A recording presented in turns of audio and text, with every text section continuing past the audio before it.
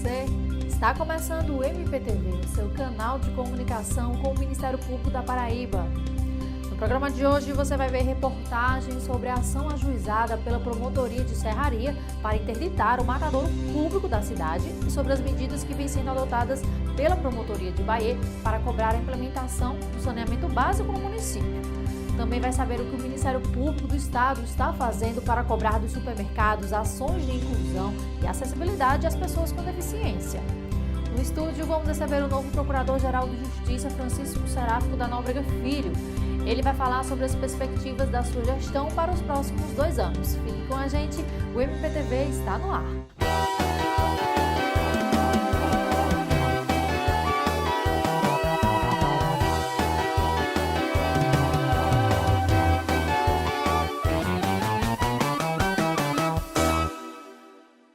Você já parou para pensar como pessoas com deficiência auditiva, visual, física e mental fazem para comprar à feira, em supermercados e outros estabelecimentos?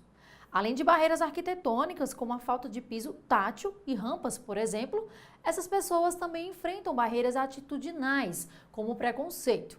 Para garantir os direitos das pessoas com deficiência, o MP-PROCON está implementando o Programa de Acessibilidade e Inclusão nas Relações de Consumo. Nós já exibimos uma reportagem sobre o trabalho que vem sendo feito em agências bancárias.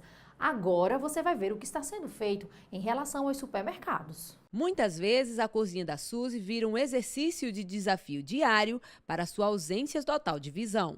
Algumas descobertas, como a deste aplicativo, que lê o rótulo do produto, pode ser a saída para a servidora pública que mora só e se vira como pode.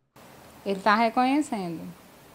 Ele fica buscando no banco de dados deles caixa com milho. Mas a missão de fazer a feira é realmente a grande vilã, segundo ela. A gente não se sente consumidor nos supermercados de João Pessoa. Já, várias pessoas, inclusive eu, que fomos ao supermercado e voltamos sem fazer as compras, por falta de um funcionário do supermercado para nos ajudar. E eles nos dizem isso de forma bastante simples: não tem pessoa que lhe acompanhe dentro do supermercado.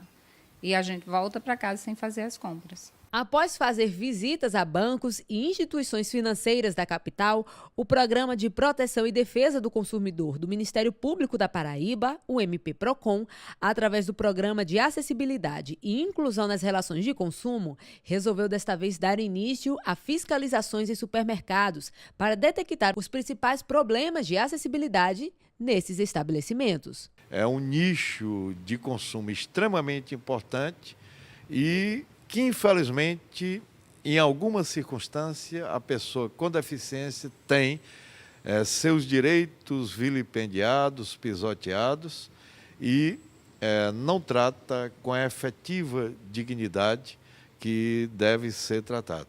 Então, por isso mesmo, convocamos essa audiência, houve a instauração de procedimentos, ouvimos as entidades representativas. Para isso, foi realizada uma reunião que contou com a participação das promotorias do consumidor e do cidadão de João Pessoa, de representantes da Secretaria de Planejamento do município, Instituto dos Cegos, Associação das Pessoas com Deficiência e Familiares, ASDEF, Conselho Regional de Engenharia e Agronomia, o CREA, Conselho Regional de Arquitetura e Urbanismo, o CAU, e a Associação Paraibana de Ecoterapia, ASPEC, além das redes de supermercado Carrefour, Walmart, Bem Mais, Menor Preço e Companhia Brasileira de Distribuição, formada pelo Extra e Pão de Açúcar.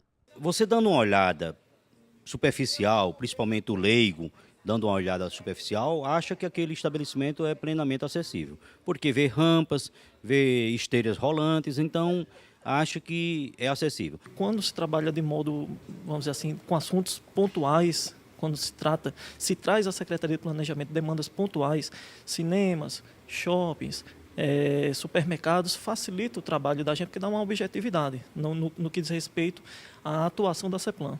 E, no primeiro momento, aguardaremos, como foi dito também lá dentro da reunião, uma manifestação das associações no prazo de 15 dias para que elas provoquem, tragam o que é que eles entendem como mínimo necessário para para que os supermercados funcionem. Depois o Ministério Público convocará novamente os órgãos e a Secretaria de Planejamento está à disposição para notificar e, não havendo respeito às notificações, lavrar os autos de infrações. A pedido da nossa equipe do MPTV, Carol, que é uma pessoa com deficiência, tentou registrar pela câmera do celular as dificuldades que sente quando precisa ir aos supermercados. Apesar de ser impedida pelos funcionários do estabelecimento, ela ainda conseguiu mostrar parte da dura realidade que sente ao fazer a feira. Para variar, a gente vai chegando aqui no estacionamento, eu devidamente credenciada para estacionar, e ali na vaga da pessoa com deficiência, a moto estacionada no lugar que seria a vaga da pessoa com deficiência. O objetivo do Programa de Proteção e Defesa do Consumidor do MP da Paraíba é assegurar a pessoas com deficiência, assim como a Carol e a Suzy, os direitos estabelecidos na Convenção de Nova York, do qual o Brasil é signatário, e na Lei Federal 13.146 de 2015, que instituiu o Estatuto da Pessoa com Deficiência. Essa lei ela é bem, ela é enfática nos direitos das pessoas com deficiência e no âmbito do consumidor, que era o que estava tratando agora, se eu não me engano é a sua pergunta, ou seja, como é que funciona a acessibilidade junto a supermercados. Ela é tratada na legislação como também qualquer outro prédio público, qualquer outro setor. Segundo o coordenador do MP-PROCON, Glauberto Bezerra, algumas ações elaboradas pelo Programa de Acessibilidade e Inclusão nas Relações de Consumo já estão sendo colocadas em prática. Por orientação da Procuradoria-Geral de Justiça e da Corregedoria-Geral, com a visão estratégica, estamos desenvolvendo a implementação, concretização da Lei 13.146, que é a Lei da Pessoa com Deficiência.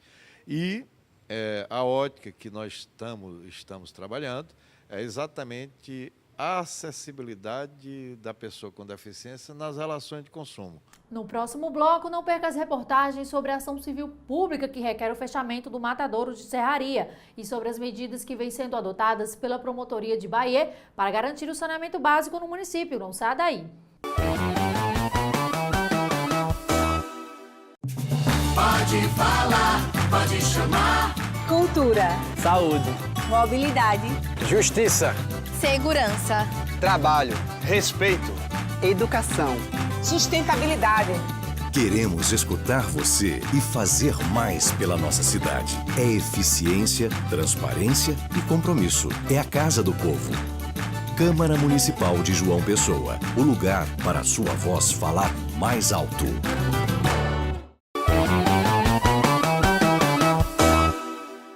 Bahia é um dos municípios paraibanos mais populosos, o que torna ainda mais grave o fato de todo o esgoto produzido na cidade não passar por nenhum tipo de tratamento e ser despejado no mar. A seguir, você vai ver o que a Promotoria de Justiça de Defesa do Meio Ambiente está fazendo para cobrar do poder público a implementação do serviço de saneamento básico no município. Bahia é a quinta cidade mais populosa da Paraíba e possui uma das mais importantes economias do estado. Uma cidade que merece atenção, mas que parece ser esquecida quando o assunto é saneamento básico. A região, cercada por manguezais, não possui uma estação própria de tratamento de esgotos e os menos de 10% da cobertura da rede de coleta de esgotamento sanitário está sem funcionar devido à reforma e manutenção da estação elevatória. Resultado disso tudo, natureza em risco e população também. Exato, é uma questão gravíssima. Então, atualmente, a cidade com 100 mil habitantes que despeja todo o seu esgoto na maré. Então, isso é um dano ambiental gravíssimo, sem falar no dano à saúde pública, doenças assim, de países africanos que podem ser transmitidas à população de Bahia por conta da falta de tratamento de esgoto. A situação levou a Promotoria de Justiça de Defesa do Meio Ambiente de Bahia a instaurar um procedimento administrativo e a realizar uma audiência com a Companhia de Águas e Esgoto da Paraíba e a Secretaria de Infraestrutura de Bahia sobre o assunto. Então, o Ministério Público vem acompanhando essa situação faz tempo. Desde 2013, foi achado um procedimento aqui na Promotoria de Bahia para acompanhar a criação do Plano Municipal de Saneamento. E esse acompanhamento vai sendo feito de forma constante. Desde 2006, recursos da FUNASA e do PAC 1 foram destinados à construção da bacia de esgotos e do interceptor ISH1. Porém, as mudanças de gestões do município e as diversas aberturas de licitações atrasaram a obra, que só foi retomada no início deste ano. Segundo o secretário de Planejamento de Bahia, a Prefeitura, juntamente com a CAGEPA, está acompanhando de perto o processo de construção para que não haja mais impedimento. No momento, nós não temos ainda uma programação para estender essa malha de recolhimento de esgotos que foi feita há cerca de 10 anos atrás. Então, nós vamos procurar concluir esses serviços junto com a CAGEPA, que estão sendo feitos, para que a gente possa fazer uma programação e um planejamento e novos projetos para que a gente aumente essa malha de esgotamento sanitário, que é muito pequena. De acordo com a CAGEPA, dos 650 metros de interceptor previsto no projeto, 150 já foram construídos. Eles devem ligar as bacias dos bairros do SESI, Centro e São Bento. A CAGEPA informou que já existe um projeto que trata de outros trechos e áreas do interceptor, mas as obras dependem da liberação de recursos federais na ordem de 37 milhões de reais. Mas o ideal é a gente ter também as redes de recolhimento de esgoto e lançar que é o mais importante, é lançar esse esgoto numa estação de tratamento para que a água volte à natureza em condições de potabilidade, ou pelo menos em condições que não afetem o meio ambiente. A previsão é de que a primeira etapa da obra seja concluída até abril de 2018. Até lá, o Ministério Público da Paraíba continuará acompanhando de perto as construções das bacias de esgotos e dos interceptores. Então, o Ministério Público está acompanhando, inclusive, se for necessário, vai responsabilizar civilmente ou então criminalmente as autoridades responsáveis. Já imaginou se a carne que você e sua família consomem vem de um matadouro que não atende às normas de higiene e segurança?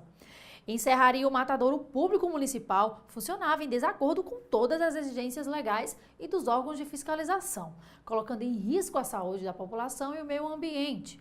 Foi por isso que a Promotoria de Justiça ajuizou uma ação civil pública requerendo a interdição do local. É o que você confere agora na reportagem de Amanda Falcão. Já imaginou se a carne que chega até o prato da sua família saísse daqui? Pode não parecer, mas este é o matadouro público que estava em funcionamento até pouco tempo atrás na cidade de Serraria, Brejo Paraibano. O espaço funcionava em condições precárias de higiene, até que a promotoria ingressou com uma ação civil pública com tutela de urgência requerendo a interdição do estabelecimento. Primeiramente, a localização do matadouro. Ele é localizado em um lugar onde não era para estar, ele é localizado próximo a uma área residencial. Então, pessoas vizinhas aqui são prejudicadas diariamente com o funcionamento dele. O segundo ponto importantíssimo, que é a questão ambiental, os dejetos, os descartes do abate, ele é jogado nos rios, nos afluentes aqui próximos. Então, tem essa questão de poluição ambiental, uma questão gravíssima. Foi uma das questões também que gerou essa atuação emergencial por parte do Ministério Público. Nós temos falta de condições higiênicas. Quer dizer, não é só colocar a estrutura é péssima. A estrutura, infelizmente, é péssima. Mas não é só dar uma estrutura melhor ao local, mas é a questão da higiene a ser tratada também. Os funcionários, eles não tinham uma política, uma conduta de higiene padrão. À primeira vista, já se pode notar que a infraestrutura apresentada pelo matadouro carece de condições sanitárias adequadas. E o problema parece ser ainda mais gritante quando percebemos que o local fica situado em perímetro urbano, o que significa risco iminente de contaminação do meio ambiente e dos habitantes. Dona Finha mora nesta vila, que fica por trás do prédio do matadouro. Segundo ela, o mau cheiro e a falta de higiene era tão grande que carne passou a ser um item excluído do cardápio da família. Porque não tinha nem essa vontade de ficar na frente da casa devido à fedentia, que era muito grande. Como agora parou, né? A situação está melhor para a gente. Mas antes, o sangue podre é horrível. Ele passa nessa vala, e passa em frente à casa da gente. São 4 casas. Os vizinhos todos, porque ninguém aguentava comer a carne. Porque a gente pensava que estava bem, né? O modo de tratar. E outra coisa, que quando eles tratavam bicho grande, assim, no caso do porco, né? Eles deixavam muito couro do porco aqui.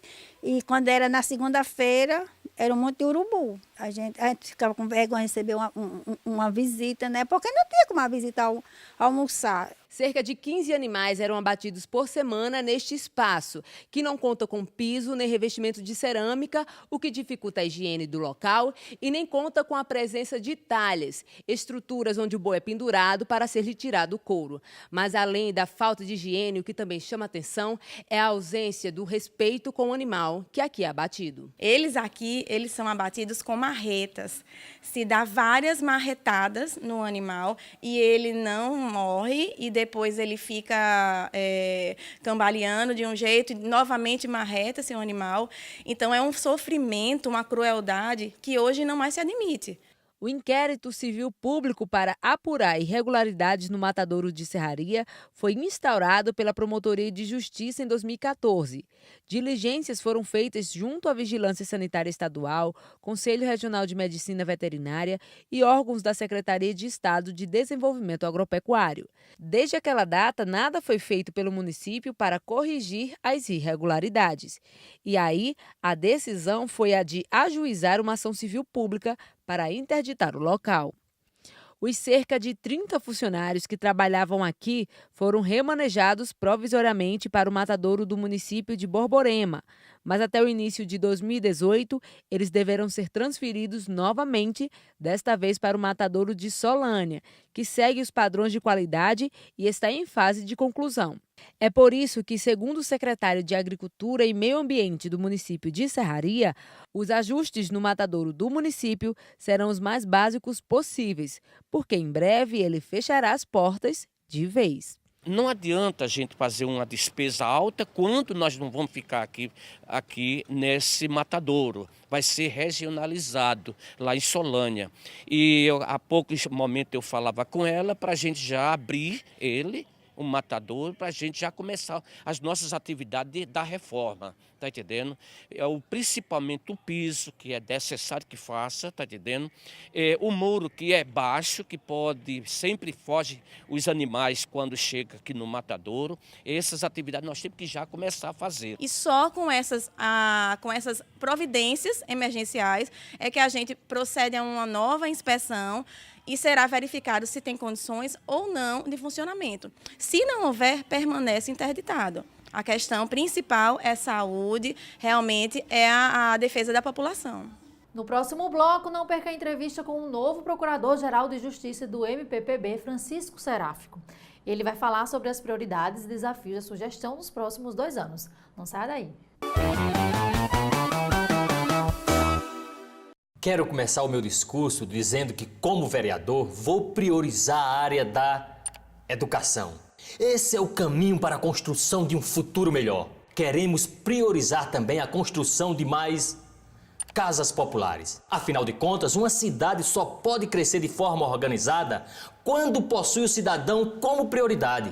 Vamos também Com a sua participação, os vereadores ajudam a construir um futuro melhor. Câmara Municipal de João Pessoa. Nesta edição, recebemos em nosso estúdio o novo Procurador-Geral de Justiça do Ministério Público da Paraíba, Francisco Seráfico da Nóbrega Filho. Seráfico foi o candidato mais votado na última eleição para compor a lista tríplice encaminhada ao governador Ricardo Coutinho, que o escolheu para assumir a chefia do Ministério Público paraibano até 2019. No exercício do cargo desde o dia 29 de agosto, o novo Procurador-Geral de Justiça vai falar sobre o início dos trabalhos de sua gestão, prioridades e desafios para os próximos 2 anos. Procurador, seja muito bem-vindo. Muito obrigado. Quais foram os critérios que o senhor utilizou para compor sua equipe? Olha, tanto a indicação de membros, falo promotores e procuradores para integrar a administração, quanto da parte de servidores, nós em todas elas observamos os seguintes aspectos. Primeiro, a afinidade de cada membro, de cada servidor com a área de atuação. Segundo, a a experiência de cada um deles na temática. Isso nós buscamos através de uma gestão de competências, ainda numa versão primeira que nós estamos aprimorando. Existe um censo que foi realizado entre os servidores, né, está em processo de finalização, para que nós possamos aprimorar essa gestão por competências. Ou seja, a nossa ideia é coletar, é buscar, dentre os promotores e servidores, aqueles com maior afinidade em cada uma das áreas, para poder ter uma atuação mais efetiva e proativa em favor da sociedade. Procurador, já na sua primeira semana de trabalho, o senhor e sua equipe tiveram que elaborar a proposta orçamentária do MPPB do ano de 2018 para encaminhá-la ao governador do estado da Paraíba, Ricardo Coutinho, que, por sua vez, teve que submeter a proposta à Assembleia Legislativa. Quais foram os desafios enfrentados pelo senhor em relação à proposta orçamentária? O orçamento a gente, inclusive, caminhou na data do dia 11, para o governo, que o governo, na verdade, ele condensa as propostas de cada um dos poderes e instituições e encaminha à Assembleia Legislativa. Nós tivemos um período curto, né? Nós tomamos posse no dia 29 de agosto, tivemos praticamente uma semana, além de uma transição curta, para construir esse orçamento. As dificuldades é em razão da crise, né? O orçamento do Ministério Público, ele vem praticamente congelado há alguns anos. E nós temos uma necessidade de nomeação de servidores, uma necessidade de realização de um concurso de promotores, uma necessidade de uma maior modernização de nossa instituição. Isso exige custo. Então, para isso, nós providenciamos alguns cortes em alguns cargos, estamos providenciando um enxugamento de algumas estruturas, né, um maior controle de gastos dentro da instituição, para poder conseguir nomear e que, sobretudo no próximo ano, em razão da crise persistente, que nós consigamos passar o ano de forma tranquila, mantendo as conquistas e providenciando os avanços necessários para o fortalecimento da nossa instituição. O senhor falou sobre o concurso público para promotores do MPPB, que é uma das medidas já anunciadas no início do seu mandato. O que o levou a fazer isso? Olha, na verdade, essa ideia de realização do concurso, ela já vem desde a gestão anterior, né? Em razão da crise, ela foi suscitada momentaneamente, essa ideia de realização do concurso, mas é algo necessário. Se avaliar historicamente, nós tivemos concurso no ano de 2000, nós tivemos concurso em 2003, tivemos concurso em 2007, tivemos concurso em 2013 e agora já estamos há 4 anos sem concurso público, e um concurso público para promotor de justiça de provas e títulos é um concurso longo. Hoje nós temos uma carência de cerca de 50 vagas, e, sobretudo, ela é concentrada na região do Sertão, onde as distâncias entre as promotorias são maiores.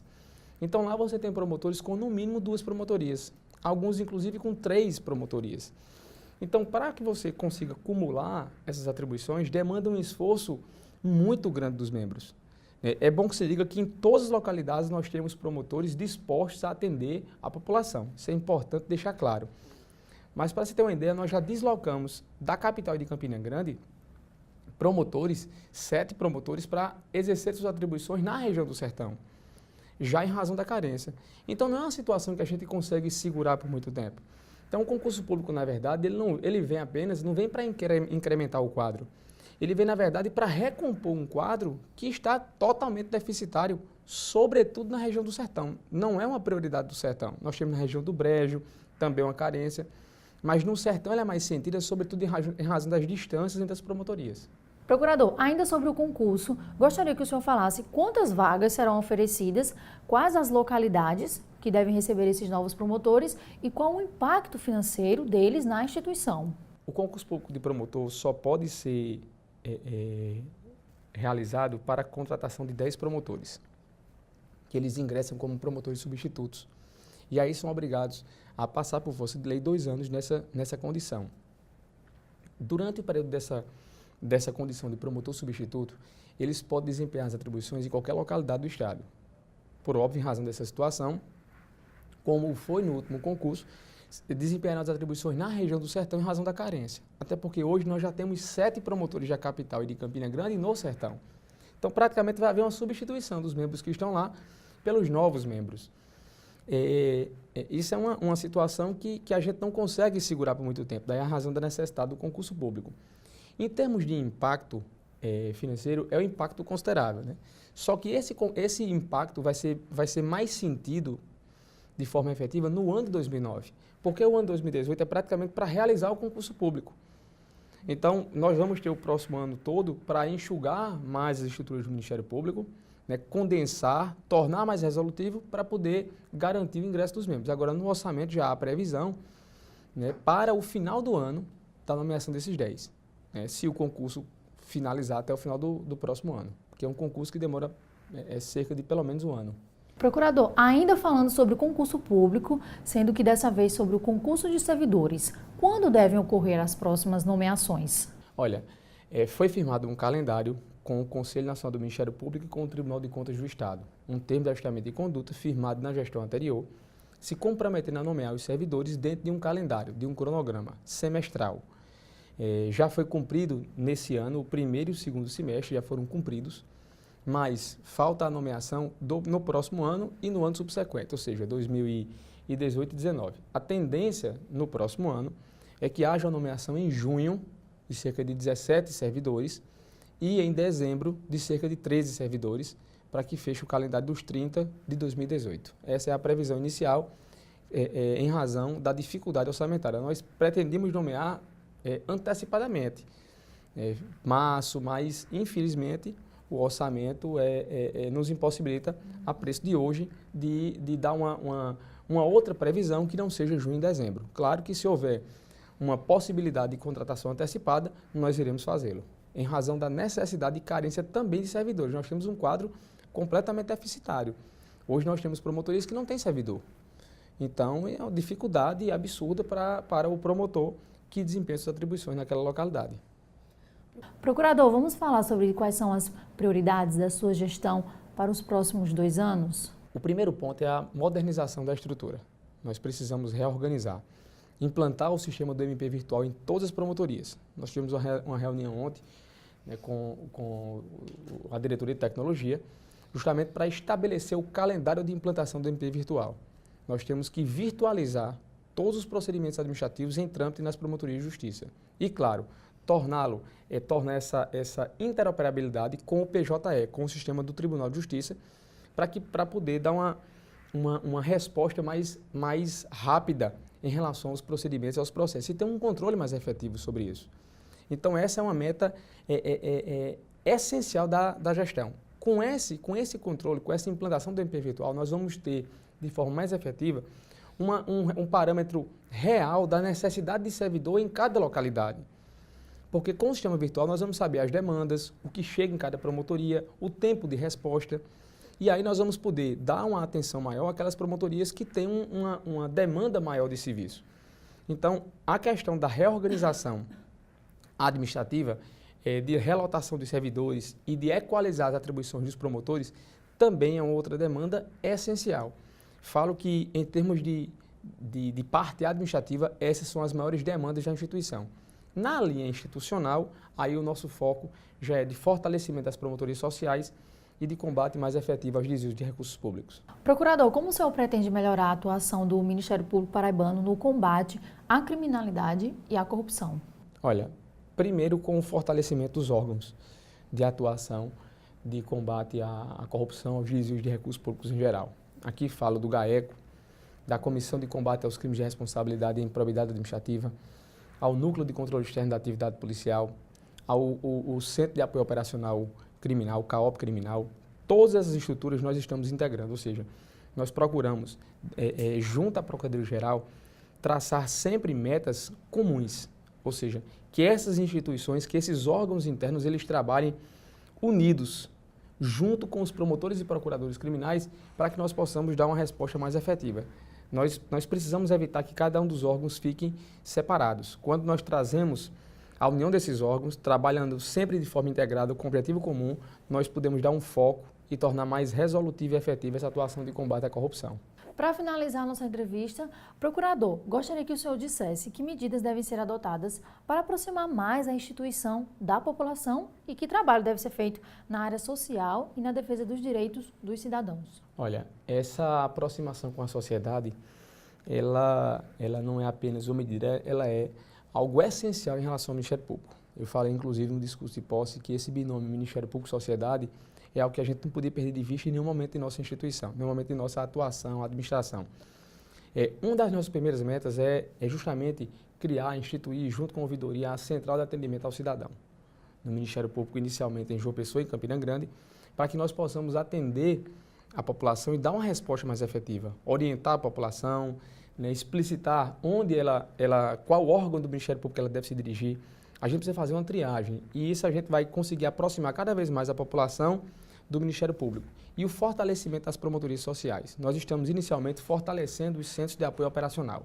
Nós estamos dotando de estrutura de pessoal e física cada um dos centros de apoio operacional. Esses centros são justamente os órgãos do Ministério Público que estabelecem as políticas de atuação social. Nós estamos vinculando-os não só ao segundo subprocurador, como à Secretaria de Planejamento, para que ela possa, dentro de uma lei de integração, promover a integração dos CAOPs e também com os promotores sociais. Não só os promotores sociais de João Pessoa e Campina Grande, mas de todo o Estado, promovendo reuniões contínuas, reuniões permanentes, estabelecendo as metas de atuação, para que nós possamos, de forma sempre unitária, mas respeitando a independência de cada membro, ter uma atuação mais efetiva e resolutiva para a sociedade. Procurador, muito obrigada pela entrevista. Eu que agradeço. O MPTV termina aqui. Outras informações sobre a atuação do Ministério Público Paraibano você encontra no portal www.mppb.mp.br. Até o próximo programa.